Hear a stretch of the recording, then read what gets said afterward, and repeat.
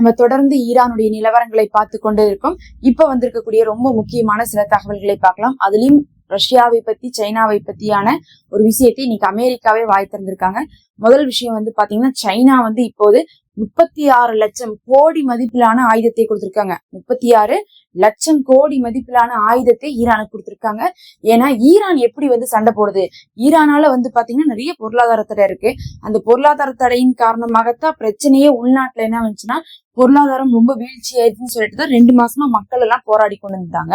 அப்படி இருக்கும்போது இந்த போருக்கு மட்டும் அவங்களுக்கு எப்படி செலவு செய்யற காசு இருக்கும்? இஸ்ரேலே வந்து பாத்தீங்கன்னா அமெரிக்காட்ட தான் கடன் வாங்கிட்டு இருக்காங்க. அப்ப ஈரான் என்ன பண்ணுவாங்க?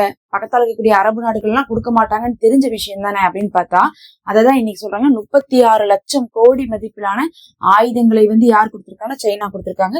சைனால இருந்து தொடர்ச்சியாக கப்பல்கள் போய் கொண்டுதான் இருக்குது. எங்கன்னா ஈரானுக்கு ஆயுதம் கொடுக்கறதுக்காக. அதுக்கப்புறம் அவங்களுடைய பார்ட்ஸ் எல்லாம் இருக்கு பாருங்க. இப்ப வந்து இவங்க தயாரிச்சிருக்காங்களா மிசைல், அந்த மிசைலுக்குள்ள இருக்கக்கூடிய பார்ட்ஸ் வந்து சைனா கொடுத்திருக்காங்க. அது மட்டும் இல்லாம ரஷ்யாவுமே வந்து பாத்தீங்கன்னா கடந்த ஒரு 4 நாளைக்கு முன்னாடி வந்து அவங்களுடைய ஷாஹித் ட்ரோனை வந்து சுற்றி வீழ்த்தின போது அதுக்குள்ள வந்து பார்க்கும்போது ரஷ்யாவுடைய அந்த ஜேமர் சிஸ்டம் அதுல இருந்துச்சு. அதாவது ரஷ்யா வந்து உக்ரைன்ல தாக்குதல் பண்ணும் போது அங்க கிடைக்கக்கூடிய ஆயுதத்துல இருந்த ஒரு ஜாமிங் சிஸ்டம் வந்து ஈரானுடைய ஷாஹித் ட்ரோனுக்குள்ள இருந்துச்சு. ஜாமிங் சிஸ்டம்னா என்னன்னு பாத்தீங்கன்னா, ஏதாவது இவங்க வந்து அயன்டோம் எல்லாம் வச்சு தடுக்கிறாங்கல்ல, தடுக்கிறது எப்படி வச்சு தடுப்பாங்கன்னு பாத்தீங்கன்னா, அதை வந்து இவங்க டிடெக்ட் பண்ற மாதிரி இருக்கும். அந்த மாதிரி வந்து சிக்னல் மூலமா தான் வந்து அதை கண்டுபிடிச்சு அது இவ்வளவு தூரத்துல வருது, இந்த இடத்துல வந்து சேர்ந்துரும்னு சொல்லிட்டு அடிப்பாங்க. ஆனா ஜாமிங் போட்டதுக்கு அப்புறம் அதை வந்து என்ன பண்ண முடியாதுன்னா கண்டுபிடிக்க முடியாது. அப்ப இங்க இருக்கக்கூடிய அயன்டோமே இல்ல தாடோ வந்து அடிக்கிறக்கே முற்பட்டாலும் கூட அங்கிருந்து வர்றது எங்கிருந்து வருது, எவ்வளவு தூரத்துல வந்து சேரும், எப்ப வந்து சேரும் அப்படிங்கக்கூடிய தகவலே தெரியாது. அதுக்குதான் அந்த ஜாமிங் சிஸ்டம் வந்து யூஸ் பண்ணுவாங்க. அதை வந்து பாத்தீங்கன்னா ரஷ்யா வந்து உக்ரைன் போர்ல யூஸ் பண்ணியிருந்தாங்க. அதவே வந்து ஈரானுக்கும் கொடுத்து ஈரானும் வந்து அவங்களுடைய ட்ரோன்ல யூஸ் பண்ணனால அவங்களுடைய டெக்னாலஜியை வந்து ரஷ்யா என்ன பண்ணிருக்காங்க, ஈரானோடு ஷேர் பண்ணிருக்காங்க அப்படிங்கிறது தெரிய வந்துச்சு. அதே மாதிரிதான் வந்து சைனாவும் வந்து பாத்தீங்கன்னா பார்ட்ஸ் எல்லாம் கொடுத்துட்டு, மிசைல் எல்லாம் தேவையானது கொடுத்துட்டு, வான் தடுப்பு சாதனங்கள் எல்லாம் கொடுத்துட்டு இருந்தாங்க. இருந்தாலும் இந்த சைனாவுடைய வான் தடுப்பு சாதனங்கள் மேல ஒரு சில குறைபாடுகள் இருக்கு, எல்லாருக்குமே இருக்குது. ஏன் வந்து பாத்தீங்கன்னா அது அதிகமா தடுக்க மாட்டேங்குது அப்படின்னு சொல்லப்படுது. அதே சமயத்துல இவங்களிடத்துல, அதாவது ஈரான் இடத்துல வான் தடுப்பு சாதனங்களை அதிகமா வந்து பகல்ல அவங்க ஆக்டிவேட் பண்றது கிடையாது, இரவு நேரத்துலதான் ஆக்டிவேட் பண்றாங்க. ஏன்னா என்னதான் வான் தடுப்பு சாதனங்களே இருந்தாலும் போர் விமானத்துல வந்து குண்டு போடும் போது ஒண்ணுமே பண்ண முடியாது. ஒரு 4-5 விமானங்கள் வந்தா மட்டும்தான் அந்த வான் தடுப்பு சாதனம் வந்து சமாளிக்கும். நேத்து கூட வந்து பாத்தீங்கன்னா 200 விமானத்துல போய் தாக்குதல் பண்ணிட்டு வந்திருக்காங்க. இப்படி 200-300 விமானம் எல்லாம் போனா வான் தடுப்பு சாதனங்களே என்ன ஆயிரும், வேஸ்ட் ஆயிரும். இது வந்து ஒரு விமானத்தை சுட்டு வீழ்த்தினா அதுக்குள்ள என்ன பண்ணிடும், மத்த விமானங்கள்லாம் இதை வந்து தாக்கிரும். மிஞ்சி போனா அவங்களுக்கு ஒரு விமானம் லாஸ்னா இவங்களுக்கு ஒரு வான் தடுப்பு சாதனங்கள் லாஸ் ஆயிரும். அதனால என்ன பண்ண மாட்டாங்கன்னா வான் தடுப்பு சாதனங்களை வந்து பகல்ல யூஸ் பண்ண மாட்டாங்க. இன்னும் சொல்ல போனா இஸ்ரேல்ல பேரழிவுகள் ஏற்பட்டு இருக்கு. அங்க எங்க பார்த்தாலும் பங்கர் இருக்கு, அங்க எங்க பார்த்தாலுமே வான் தடுப்பு சாதனங்கள் இருக்கு, இருந்துமே பிரயோஜனம் இல்லை. அப்படின்னு என்ன தெரிஞ்சுக்கலாம்னா, வான் தடுப்பு சாதனங்கள்லாம் ரொம்ப ஒரு சின்ன லெவல்ல தான் தடுக்குங்கிறதும், ட்ரோன் மாதிரியா இருக்கக்கூடிய விஷயங்களை தடுக்கும். அதை விட்டு போட்டு போர் விமானத்தையே தடுக்கிறதெல்லாம் வந்து ரொம்ப ரேரு. தடுக்கும், ஆனா ரொம்ப ரேரு, கம்மியா தான் வந்து தடுக்குது அப்படிங்கறதை தெரிஞ்சுக்கலாம். அதனால வந்து பாத்தீங்கன்னா வான் தடுப்பு சாதனங்கள் நிறைய பேசு பொருளுக்கு இந்த தடவை வந்து மாறுச்சு. சைனாவுடைய வான் தடுப்பு சாதனங்களை நம்பி ஈரான் இறங்கிட்டாங்க. ஆனா கடைசியில பாத்தீங்கன்னா அந்த வான் தடுப்புகள் எதுவுமே பயன்படுத்த முடியல அப்படிங்கிற மாதிரி எல்லாம் சொன்னாங்க. அது பயன்படுது, இரவு நேரத்துல மட்டும்தான் பயன்படுது, பகல்ல ரொம்ப குறைவா தான் வந்து பயன்படுத்துறாங்கன்னு தெரியுது. அமெரிக்காவுடைய உளவுத்துறையே சொல்றாங்க, அவங்கள்ட்ட வந்து ரிப்போர்ட்டர்ஸ் எல்லாம் கேட்கும் போது ரஷ்யா தான் எங்களை பத்தியான அந்த ராணுவ நிலையங்கள்ல இருக்கக்கூடிய தகவல் எல்லாம் கொடுக்குறாங்க அப்படின்னு சொல்லியிருக்காங்க. ஏன்னு பார்க்கும்போது சைனாவும் கொடுக்குறாங்கன்னு நம்ம இதுக்கு இந்த வீடியோல எல்லாம் நம்ம பார்த்திருப்போம், தகவல் எல்லாம் கொடுக்குறாங்கன்னு சொல்லிட்டு. ஏன்னா அவங்களுடைய போர்க்கப்பல் வந்து பாத்தீங்கன்னா சைனாவுடைய போர்க்கப்பல் வந்து நின்றுட்டு இருக்கு, அதுல இருந்து தகவல் எடுத்தெல்லாம் கொடுத்திருந்தாங்க. அப்புறம் ரேடார் சிஸ்டம் எங்க இருக்குதுலாம் வந்து கொடுத்திருந்தாங்க. ஆனா ரஷ்யா வந்து நிறைய சேட்டலைட் லான்ச் பண்ணிருக்காங்க. அவர்களுக்கு வந்து பாத்தீங்கன்னா மத்திய அரபு நாடுகளோட வந்து ரொம்பவே கனெக்ஷன் இருக்கு. முக்கியமா வந்து பார்த்தா அமெரிக்காவுடைய தளங்கள் அங்க இருக்கிறதுனால அதை நோட் பண்ணிட்டே இருக்கிறதா ரஷ்யாவுடைய வேலை.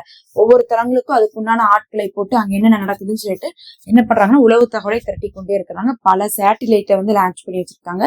அது இல்லாம சமீபத்துல கூட ஈரான்கிட்ட வாங்கியும் என்ன பண்ணாங்க, லான்ச் பண்ணாங்க. ஈரானோட வந்து ரஷ்யாவுடைய உதவியோட லான்ச் பண்ணாங்க. இந்த மாதிரி எல்லாம் வந்து பண்ணிருக்காங்க.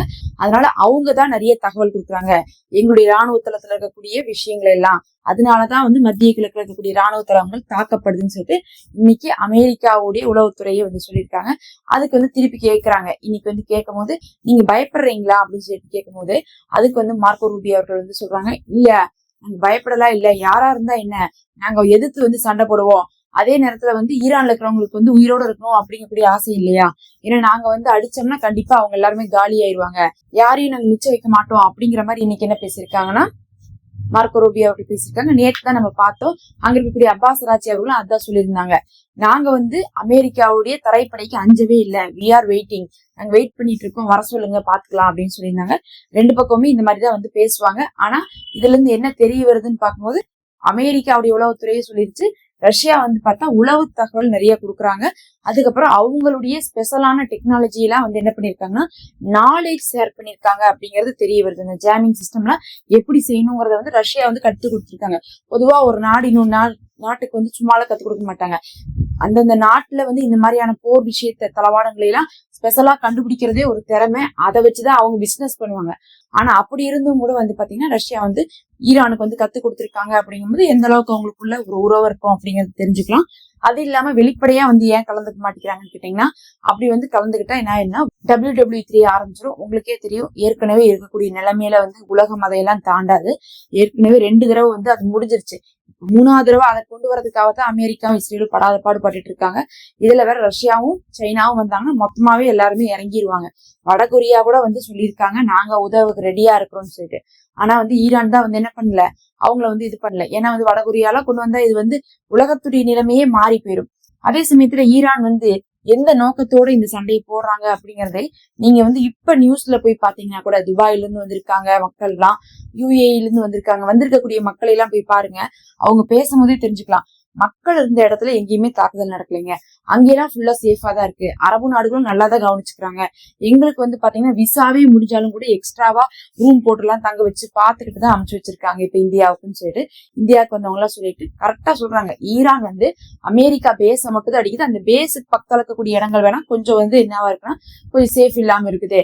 அதே மாதிரி வந்து பார்த்தா இந்த விமானத்தளம், அதுக்கப்புறம் வந்து துறைமுகம், இதெல்லாம் வந்து பாத்தீங்கன்னா அவங்க வந்து ஜாயினா இருக்கிறாங்க.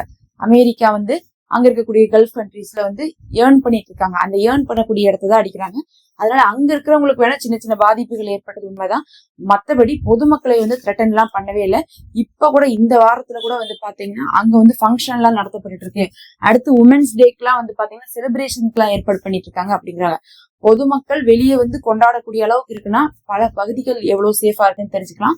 அமெரிக்கா பேஸ் இருக்கக்கூடிய இடத்துல மட்டும்தான் பிரச்சனைங்கிறத வந்து பொதுமக்கள் இந்தியாவுக்கு வந்தவங்களே சொல்றாங்க. இது வேற யாரும் சொல்றது கிடையாது.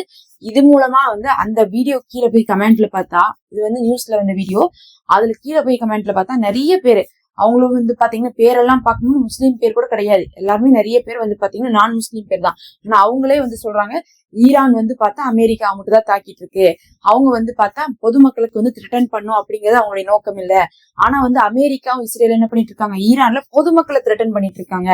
ஆட்சி கவுக்குறோம், அதுக்கப்புறம் வந்து பார்த்தா பொதுமக்களை காப்பாத்துறோம்னு போய் சொல்லிட்டு ஸ்கூல்ல போய் தாக்குதல் பண்ணாங்க முதல் நாள். மறுபடியும் இப்ப 2 நாளைக்கு முன்னாடி என்ன பண்ணிருக்காங்க, ஸ்கூல் கிரவுண்ட வந்து அழிச்சிருக்காங்க. இப்ப வந்து 2 நாளைக்கு முன்னாடி வந்து பாத்தீங்கன்னா நேத்து வந்து ஸ்போர்ட்ஸ் கிரவுண்ட வந்து அழிச்சிருக்காங்க, ஃபுட்பால் கிரவுண்ட் அடிச்சிருக்காங்க. இந்த மாதிரி பார்க்கும்போது ஹாஸ்பிட்டலு, ஸ்கூலு, அதுக்கப்புறம் வந்து பாத்தீங்கன்னா பொதுமக்கள் சம்பந்தமான விஷயங்களா வந்து அடிச்சிட்டு இருக்காங்க. அப்படின்னா என்ன அர்த்தம்னா பொதுமக்களை அழிக்கக்கூடியவங்களாக இவங்கதான் இருக்கிறாங்கன்னு சொல்லிட்டு நிறைய பேர் அதுல கமெண்ட் போட்டு வச்சிருந்தாங்க. அவங்களுடைய பேரெல்லாம் படிக்கும் போதே தெரியுது அவங்க முஸ்லீம் இல்லைங்கிறது தெரியுது.